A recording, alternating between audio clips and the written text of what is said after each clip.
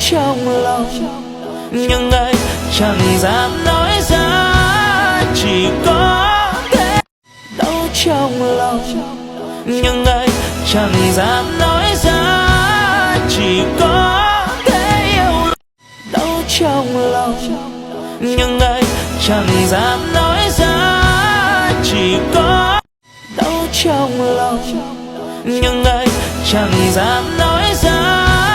Chỉ có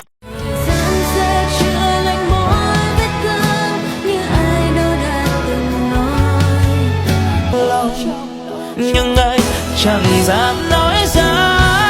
Chỉ có thể yêu lòng, nhưng ai chẳng dám nói ra. Chỉ có